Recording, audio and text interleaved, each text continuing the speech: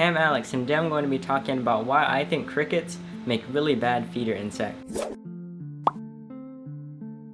So first I want to go ahead and say crickets are the most popular feeder insect for reptiles and amphibians on Earth right now. So that means that a lot of you watching this are going to be feeding your animals crickets. I want to go ahead and say your animals aren't in danger because crickets can be completely healthy if you're caring for them right and if you're feeding them correctly.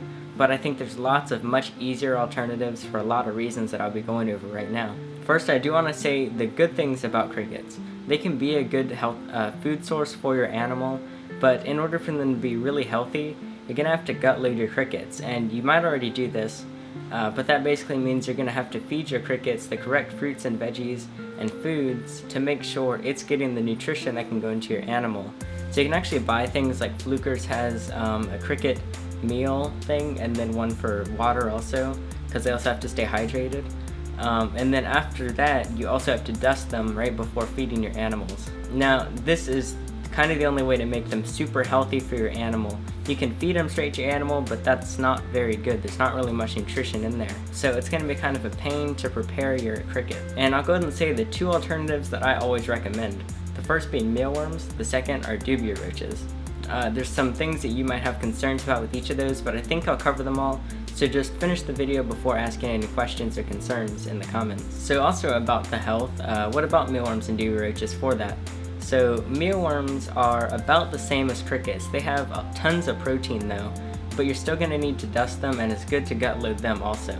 Dubia roaches, however, are extremely healthy in just about every way. It's still good to gut load them and dust them before feeding depending on the animal, but it's not as important because they're just already so nutritious, unlike crickets, and mealworms not really either. So yeah, that's probably the most important thing, how healthy they are for your animal. They can all be healthy, but dubia roaches and mealworms are very easy to make healthy for your animals when crickets take more preparation. But then there's lifespan. Crickets only live a couple weeks once they're at the right age for you to buy. So that means you're going to have to buy them often if you're not breeding them, but I'll get to that later. And mealworms live much longer, and in like that mealworm stage, they start out as eggs, and then they become mealworms, and then they go to pupas and then adults, which are called darkling beetles, but you feed them to your animal while they're in the mealworm stage. And that lasts a couple months, which is much longer than a few weeks, and that's if you don't refrigerate them. If you refrigerate your mealworms, you just stick them in the fridge in a container or in a something that can get air, then they're gonna live even longer, or not live even longer, but stay in that form even longer because it slows down their growing, and they still live really long time. Dubia roaches live up to 2 years. Now they grow along the way, so they'll be a different size, but they grow super slowly, and they're pretty hardy animals. Like, they are roaches. Some people think roaches are grosser. Personally, I don't like touching them. They are hardier animals, stronger animals, easier to keep alive and stuff, unlike crickets, which are really delicate and kind of fragile.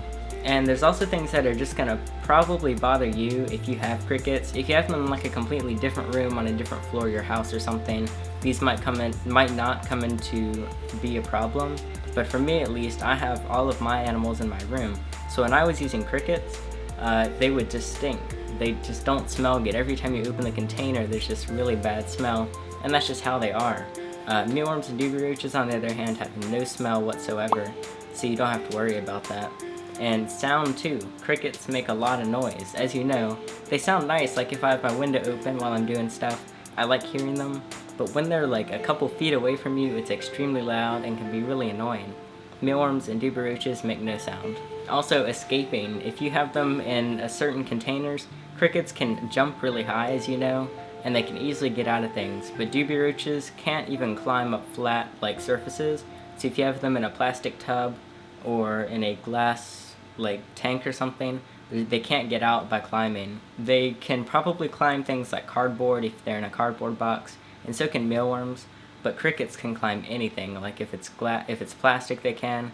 Glass, it's harder for them too, but they can probably hop up out of it, so that'll be a pain. And biting. Crickets can bite, so it's just kind of annoying. Like, it's not going to really hurt you, but you just get nipped by crickets, when you don't have to worry about that with mealworms or dubia roaches. So I sort of went over this with the food, but crickets you're going to have to feed and hydrate for them to stay alive and be healthy for your animal. but you don't have to feed mealworms. They can basically eat anything.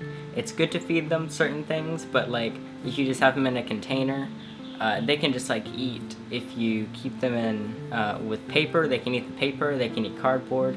It turns out they can even eat styrofoam, which you might not want your animal to be ingesting that, so it's best to feed them fruits and veggies.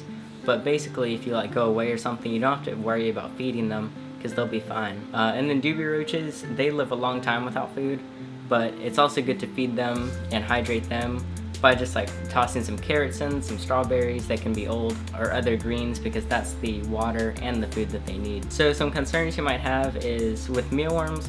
People talk about mealworms like eating through some of your animals, and I've been feeding I have 7 toads right now, and then I have 2 lizards that I feed, all of them mealworms, and then occasionally dubia roaches. And I've been feeding the 7 toads that for like close to a year, and they've all been completely healthy. None of them have had any issues. The lizards definitely haven't, because they like crush the mealworm up before they swallow it. So since the mealworms, they live for a little while in the toad, but they're gonna quickly die because of that's how digestion works. But I've never had any issues with it. I can't say for every animal, but at least for American fowlers and oak toads, which I have, and then basically any lizards and anything that'll crush it up is completely fine. I'm not sure about all frogs, but I imagine it's gonna be fine. You should look into it still, but I've never seen any issues coming up from that. Also about breeding them. So I currently breed mealworms and dubia roaches, and dubia roaches are like the easiest thing ever to breed. You just need some males, need some females that are full size. Just stick them in a tank with proper heating. If you like put a heat pad on the thing that they're in, and it's like pretty warm, then they're gonna breed, then they're gonna like mate, and then you're gonna see a few dozen babies each time the adult gives birth. So I only had like maybe 6 adult female dubia roaches, and so every 2 weeks I would get about 30 baby dubia roaches. So that was a lot. And I don't have as many adults now, because they do eventually, after like half a year, they're gonna die off. So I have more growing up to be adults. And then I also breed mealworms. It's a little more complicated, but pretty simple. So you don't even really have to buy any once you have your first number of them. I've never bred crickets, so I can't talk about that. It's definitely not as easy as dubia roaches, I know that, but they might be about the same as mealworms, so you can do it, but dubia roaches are super easy to breed. I will say a couple more other good things about crickets. Crickets also are really easy to find. You can go to like any pet store, they're probably gonna have crickets. But the thing is also, they're a little bit, they're not too expensive, but you're gonna have to pay a couple dollars when you can get, I ordered 1,000 mealworms, and I think it was like $20. And then you can also get less if you don't need that many. You can just get like 100 for a couple dollars. And then they're pretty big if you get larges. Dubia roaches are more expensive, but you can easily breed them and they live longer, and there's just so many good things about dubia roaches. So if you can, make sure you look into your animal to make sure they can eat these things, but the one I always recommend first is probably dubia roaches, because of all the good things I said, like they can live a long time, they're easy to care for, they're easy to breed, tons of other things. So that's always my first choice. And then mealworms are also really good, and I basically never recommend crickets, because it's just such a pain, which you already heard about. So if you have more questions about it, please let me know in the comments. I'm happy to talk more about this stuff. And yeah, again, if you like the crickets, if they're not a pain for you, you can keep doing it. They're totally healthy if you gut load and dust them depending on the animal. But that's my opinion on crickets, mealworms, and dubia roaches, and why I think crickets are the worst feeder insect. So I'm Alex, and thanks for watching.